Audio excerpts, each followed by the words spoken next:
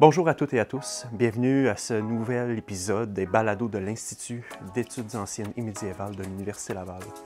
Aujourd'hui, nous recevons Mme Orit Peleg-Barkat, accompagnée de M. Jonathan Bourgel.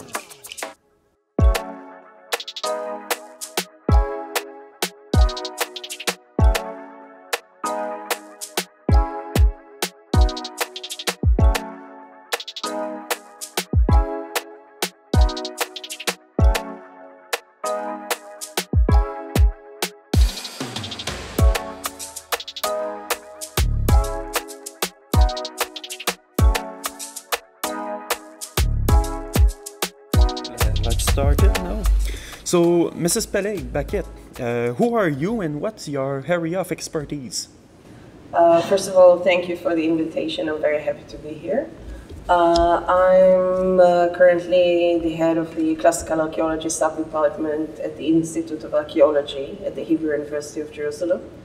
I specialize in art and architecture of the Hellenistic and Roman southern Levant, namely mainly modern-day Israel, Palestine, Transjordan, a little bit Syria, Lebanon, and Egypt.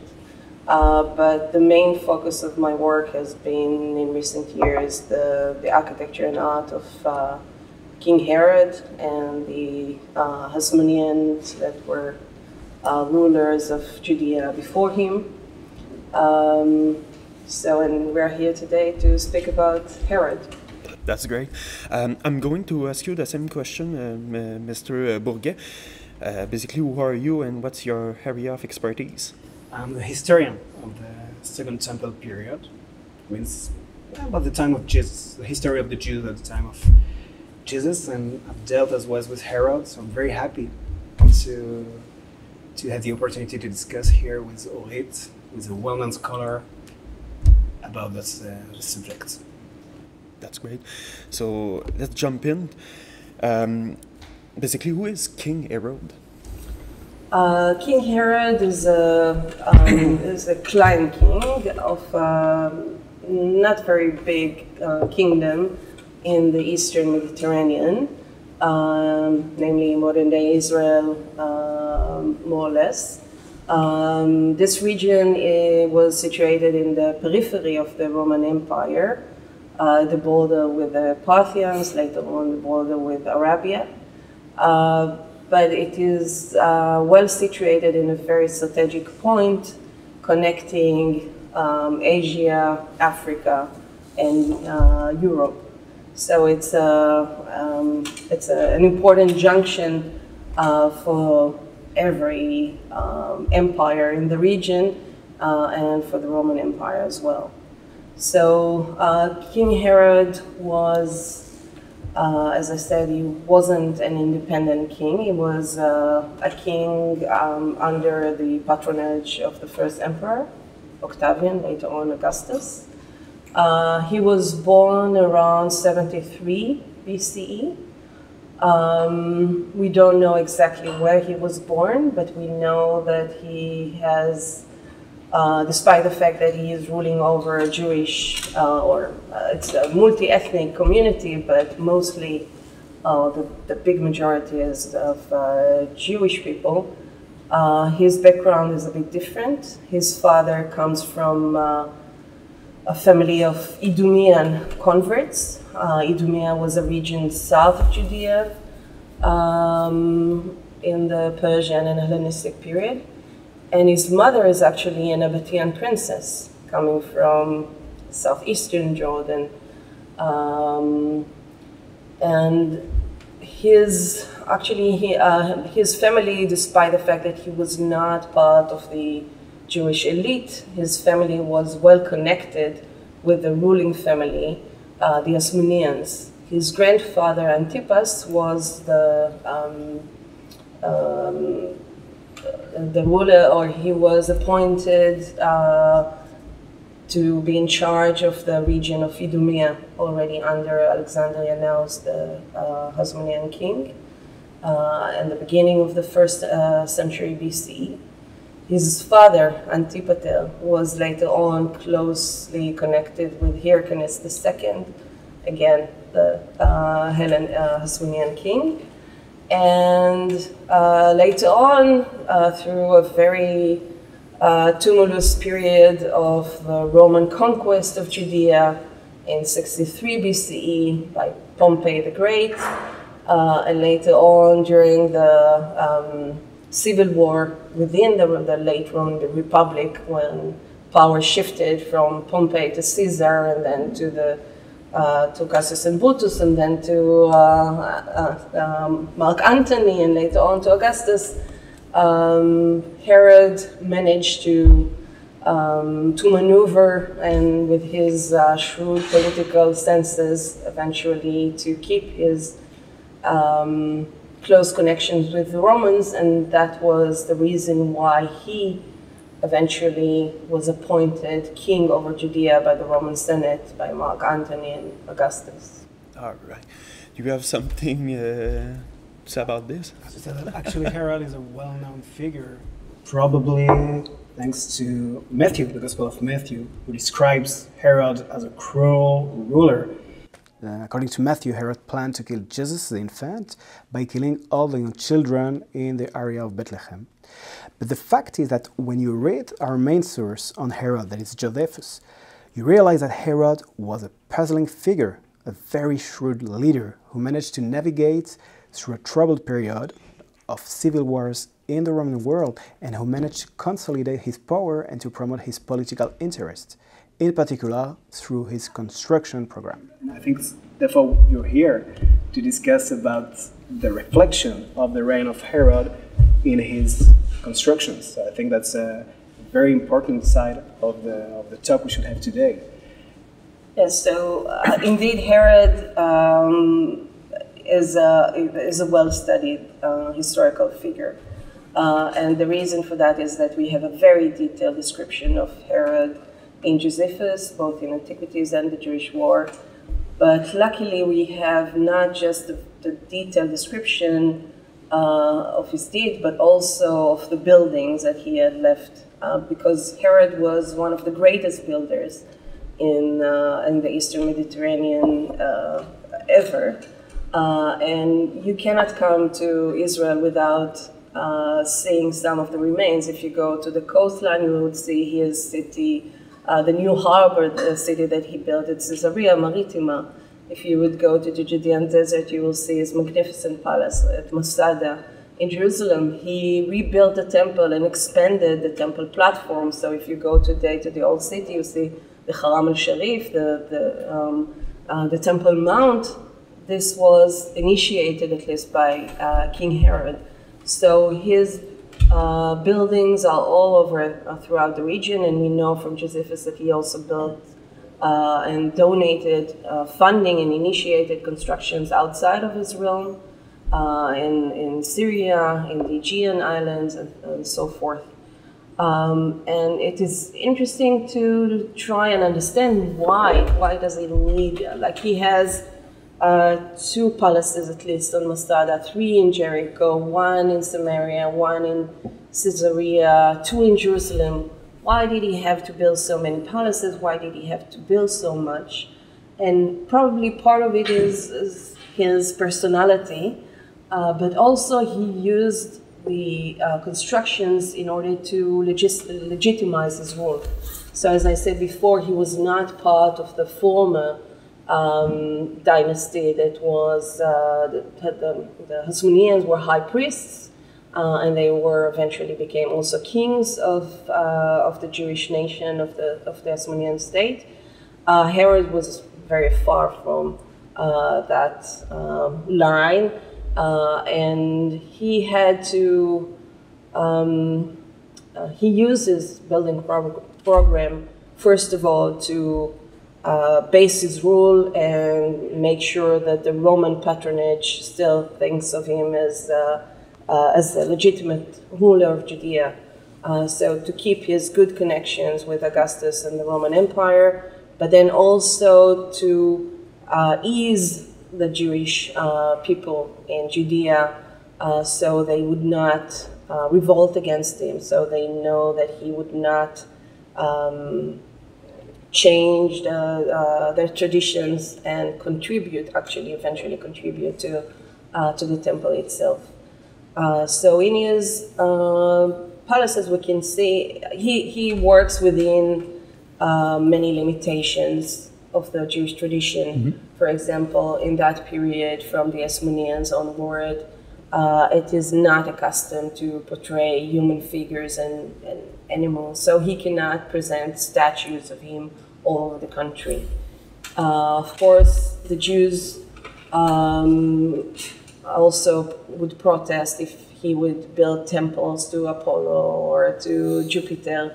So he does not build temples to foreign gods inside Judea, only outside. But he does erect 3 temples in honor of Augustus in Rome, in Caesarea, Samaria, and Paneon up in the north.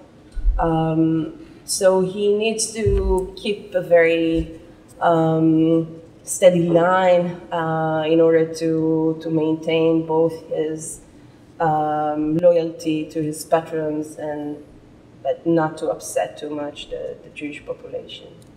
Yeah, I think it's a very important point. It's to understand that first, as you said, he has to please his patrons, the Romans, and to show them that Judea is part of the Roman Empire.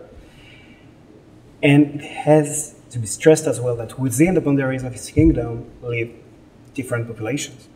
The Jews on one side, who have specific needs, religious, cultural needs, and Gentiles.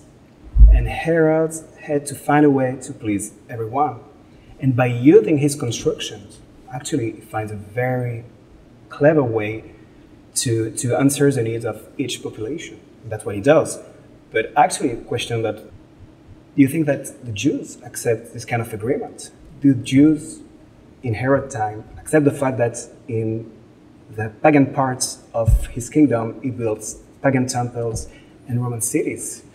Or so the only thing we have is to answer this question is the historical testimony of Flavius Josephus, and of course Josephus was born after Herod's death. He lived in the first century, in the later first century CE, but he gives us in his testimony the speech that Herod gave to the people before he started to renovate the temple around 20 BCE.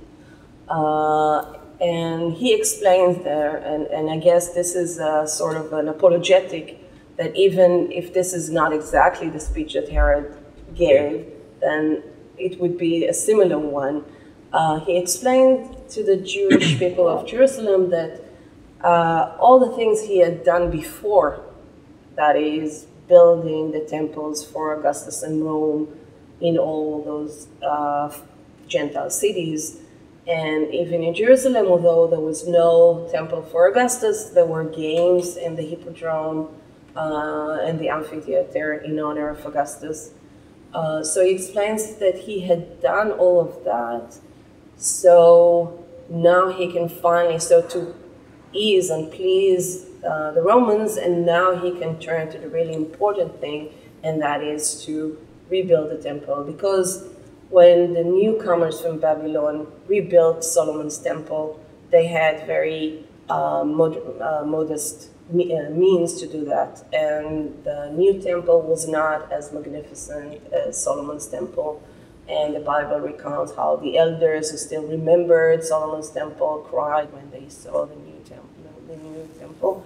So he wants to fix that, but Jews might be still suspicious. So he says that he already prepared everything. So before even one stone is touched, we have all the new stones cut, all the so they have the material, all the raw materials, all the inside the temple only priests can go. So you had to to prepare the priests to be able to work inside the temple and rebuild it. So he gives all that in his speech. So you can understand from that that probably there was a sort of protest or rejection to what he was doing, but he's with his grand project of the expansion of the Temple Mount and rebuilding of the temple, he tried to compensate them. So we saw that Herod thought to promote his political interests, but do you think that he had a personal vision? So I think he did, because to ease his Roman patrons, it was enough that he would build those temples and make those celebrations and games in honor of Augustus and his Actium battle. But Herod goes a step further. He also introduces into Judea many new forms of architecture, of buildings, of art, of decoration, mosaic floors, wall paintings, raw materials, building techniques that are all Roman. So it seems that he is trying, maybe it's either to show that this is another way of projecting his close connections with Rome. So he's being able to bring all these new things to Judea. Maybe it's because he wants to be fashionable, but maybe he sincerely believes in the superiority of the Roman culture. So we can see it in the harbor of Caesarea. He brings pozzolana, the volcanic ash, to be used in the breakwater. He brings pigments from the Roman mercury mines in Spain to use for his red, bright colors in the frescoes in the palace in Jericho. So this is in terms of raw materials. We have new building techniques that were never in use in Judea before: the opus reticulatum, the opus tectile. I don't know, but architectural designs. So if you would go to Judea, you'd see a very accelerated process of acculturation into the Roman Empire. And do you think that he was personally involved in the building? So it's very hard to say. So there has been a debate going on among scholars how much Herod was involved in the planning, not just the initiation, but also the planning of his architectural projects. The late Professor Ehud Netzer, who excavated in few of Herod's construction projects in Jericho, Hérodion, Masada, and Caesarea, he believed that there is too much of common characteristics of these, and special and unique characteristics in these buildings, that it's hard to believe that you would have just several architects working for the king. For example, he would use, very typical of him, to choose dramatic locations for his palaces. For example, the northern palace in Masada is built up on a cliff, just hang there in the, like hanging up in the sky. His palace in Caesarea is on a promontory projecting into the sea. He also fights against the natural topography. In some ways, is playing God. In Jerusalem, the new expanded mountain projects outside of the original topographic boundaries of Mount Moriah. It expands much further into the ravings on both sides of this mountain. In Hérodion, he creates a volcano-shaped, perfect mountain that can be seen from afar, to serve as memorial eventually. Also in Jericho, he built a small tell, a small mound to build one of the triclinia of his palace up there. But still, even though he built a lot, some would say too much, and everything is grand, there's also some economic, functional appeal behind this. Like, he would not use just ashlars everywhere. He would use just field stones, but cover it with nice plaster. He would, rarely do we have stones that are brought from far away, so normally he would use the local stones.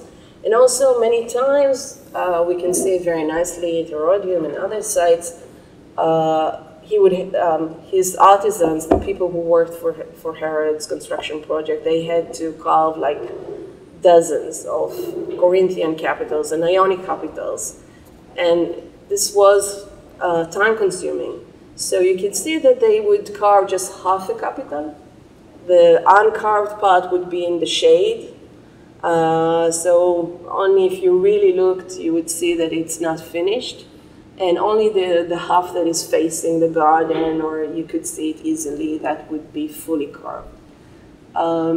So these two sides are very interesting in that respect. But I think that when it comes to the question of his personal involvement, maybe we should mention two sides. Actually, I have slightly mentioned. First, Hérodion, which is the site of his burial, and it's quite clear that he was involved in the building and the reshaping of the site all along his reign, and his buildings in Idumea, because we have to say that, to remind us, that's something that you said before. Herod, his family on his father's side comes from Idumea, so it's very interesting to see what Herod built in Idumea. So could you say some few words? First of all, about Hérodion, we know that unlike the other desert fortress palaces that Herod's built in Hyrcania and Alexandrion, Kypros, etc., there were in all of these places there were Hasmonean antecedents. So Herod rebuilt and enlarged former palaces. Hérodion is built anew by Herod, and this the reason for that is because he has a special connection with the site. In 40 BCE, when a scion of the Hasmonean family, Mattathias Antigonos, combined with the Parthians, they revolt against Rome, against Herod, and Herod has to, they manage to take Jerusalem, and Herod has to flee. And he, on his way to Masada and at Petra, he passes by the site later to be known as Hérodion, and on that place, his mother's carriage is turned over. And for a minute, he thinks that his mother has died in that accident. And Josephus recounts how he took his sword out and was about to commit suicide, and his friend stopped him. Eventually, they managed to fight the Parthians and Hasmoneans that pursue them and continue their journey, and his mother is fine. But that was a very traumatic event, and eventually in that place he builds his one of his grand palaces, which eventually became also his last burial place, resting place. And also this is the only place that is, so he built Caesarea named after Augustus, Sebaste, Samaria after Augustus, but this is the site that he named after his own name. And indeed, one of the, so why does he flee through Hérodion?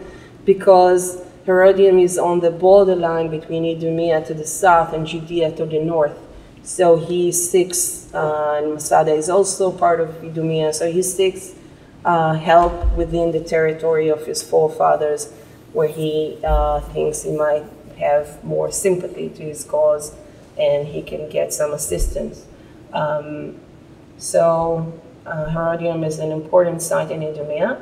Further to the south, we have two other sites in Idumea, which are more hard to connect to Herod, but were still connected by most scholars with the construction project of Herod, and that is the cave of the patriarchs in Hebron. And not far from there, we have another cultic site called Elonei Mamre. Both of these sites are very, in their shape, they are very reminiscent of the Herodian Temple Mount. There are big enclosures with large retaining walls decorated with pilasters. The cave of the patriarchs in Hebron still stands almost complete until today. With most of the outer walls are from the days of Herod. And the problem is that Josephus doesn't mention that these two places were built by Herod. And the strange thing is also that he doesn't speak about the cave of the Patriarch in Hebron, which is a very important Jewish site, as if he knows it. As he even doesn't seem to have visited Hebron, because he says that the people of the place, they tell him. So he describes it shortly, but he does not connect it with Herod. But due to the similarities between this monument and the Herodian Temple Mount, and also due to the fact that it is situated in Idumea, and due to the fact that the place commemorates the forefathers of the Jewish nation, which are also the forefathers of the Idumeans, and that is, it turns this monument to be a monument for both nations, a monument that can combine them and unite them. So scholars have suggested that it was also built by the king. So after that, what does the king's mausoleum teach us about basically his life, his culture, and his greatness? Actually, the mausoleum teaches us about his, it also teaches us about all these things, but it also teaches us about his last years. So if we speak about Herod's reign, we have between 37 when he actually becomes, he was appointed in 40, but he manages to take over the country from the Parthians only in 37 BCE. And between then and 31 BCE, still he is in his first years in the reign, and his apex is in between, let's say, 30 and 10 BCE. But his later years, at least according to the description that we have in Josephus, are marked by a very unhealthy relationship within the family. His wife, Mariamne, is being executed, and then her two sons, Alexander and Aristobulus, are being executed. And the fact that he was becoming older and his sons became more intolerant and were pushing him to choose among them. He had 10 wives and dozens of children, so he had to make his decision on his inheritance. And Josephus describes 7 different wills that he passed or made every time he changed his mind. So at Hérodion we can see that, his shifts of changes of minds, because according to Ehud Netzer, the excavator, the original plan was to build a monumental tomb at Lower Hérodion, below the palace, the fortress palace mountain. But then he changed his mind and built his nice mausoleum on the slope. But then again, he felt that this was not enough. So he turned the entire mountain into a memorial, shaping it like a big volcano, like a big tumulus. So all these changes they nicely go hand in hand with what we know from the testimony of Josephus about his later years, and going back to the question of his footprints on his architectural construction. This can clearly be seen in Hérodion, especially concerning the burial. Okay, that's great.